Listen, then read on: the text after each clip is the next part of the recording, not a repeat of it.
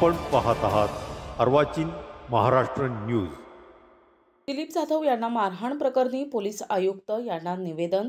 दिलीप जाधव यांना त्यांच्या उपनगर हद्दीतील राहत्या घरात जवळील किराणा व्यावसायिक यांच्याकडून दमदाटी आणि जातीवाचक शिवी देऊन मारहाण केली। सदर मारहाण होऊन प्रकरण उपनगर पोलीस स्टेशन येथे दाखल केले असता पोलीस प्रशासनाकडून कुठल्याही प्रकारची कारवाई होत नसल्याने पुन्हा दुसऱ्यांदा दिलीप जाधव यांना घराजवळच काही गुंडांनी मारहाण केली। दुसऱ्यांदा झालेल्या मारहाणीमुळे जाधव यांचे परिवार मानसिकदृष्ट्या खचून पोलीस प्रशासनाकडे न्याय मागण्याच्या अपेक्षेने प्रयत्न करत आहेत। पण सदर घटना गंभीर स्वरूपाची असून देखील मारेकऱ्यांवर कुठल्याही प्रकारची कारवाई होत नसल्याने अखेर दिलीप जाधव आणि त्यांच्या मित्रपरिवार आणि समाज बांधवांच्या वतीने नाशिक शहर पोलीस आयुक्त संदीप कर्णिक यांना निवेदन देण्यात आले। उपनगर पोलीस स्टेशन हद्दीतील अधिकाऱ्यांकडून न्याय मिळत नसल्याने अखेर 6 मार्चला पोलीस आयुक्त कार्यालयासमोर धरणे आंदोलन करण्याचा इशारा दिलीप जाधव आणि समाज बांधवांच्या वतीने देण्यात आलाय। या प्रसंगी दिलीप जाधव यांच्यासह सर्व समाज बांधव मोठ्या संख्येने उपस्थित होते। जय रविदास, जय भीम, जय महाराष्ट्र। आपल्या दलित समाजातील दिलीप उत्तम जाधव यांना उच्चवर्णीयांकडून जी अमानुष मारहाण झाली होती, त्यांच्या पत्नी कमला जाधव यांना पण मारहाण झालेली होती।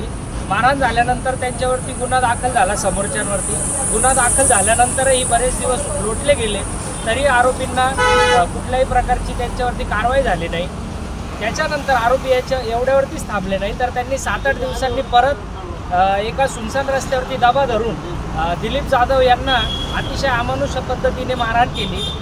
असे असताना उपनगर पोलीस स्टेशनला ॲट्रॉसिटीचा गुन्हा असो किंवा BNS प्रमाणे दखलपात्र गुन्हे दाखल झाले त्यांच्यावरती, तरीही आजपर्यंत कुठल्याही प्रकारची त्यांना कायदेशीर कारवाई झाली नाही। आज जे त्याच्यातले आरोपी आहे ते मोकाट फिरत आहेत। या सर्व घडलेल्या घटनेचा निषेध म्हणून किंवा पाठपुरावा म्हणून आम्ही माननीय पोलीस आयुक्त नाशिक शहर यांच्याकडे 2 वेळेस निवेदनही दिले तरी त्यातून आम्हाला समाधानकारक अशी कुठल्याही प्रकारची प्रक्रिया होताना दिसत नाही आहे। त्याच्यामुळं आम्ही सर्व दलित संघटना तसेच चर्मकार संघटनेच्या वतीने सगळे 6 मार्च रोजी पोलीस आयुक्तालय नाशिक येथे धरणे आंदोलन करणार आहे। त्यासाठी मी आपल्या समाज बांधवांना असे आवाहन करू इच्छितो की 6 तारखेला 6 मार्च रोजी जास्तीत जास्त समाज बांधवांनी या ठिकाणी धरणे आंदोलनात सामील व्हायचं आहे आणि आपल्या चर्मकार बांधवाला दलित बांधवाला न्याय मिळवून देण्यासाठी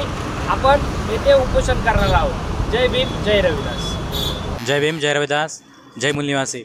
आम्ही आज पोलीस आयुक्त कार्यालय नाशिक या ठिकाणी दिलीप उत्तम जाधव यांच्या मारहाणीबाबत आम्ही आलेलो आहोत। या ठिकाणी पोलीस आयुक्तांना निवेदन दिलेलं आहे।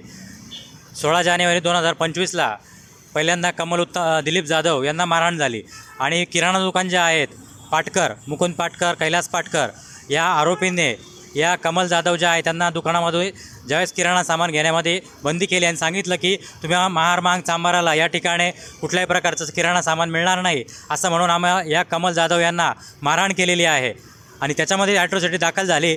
त्याचबरोबर BNSचे 352, 118 कलम दखलपात्र स्वरूपाचे गुन्हे दाखल झाले आणि त्यानंतर देखील उपनगर पोलीस स्टेशनने कुठल्याही प्रकारची कारवाई केली नाही।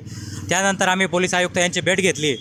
त्यानंतर ॲट्रॉसिटीचा गुन्हा दाखल झाला, परंतु त्यानंतर देखील आरोपी यांनी खूप जबर मारहाण या दिलीप जाधव या कुटुंबाला परत केलेली आहे आणि त्याच्यामध्ये त्यांना इतकं मारहाण झाली का त्यांच्यावरती गुप्त्यांचे मार देखील केलेले आहेत।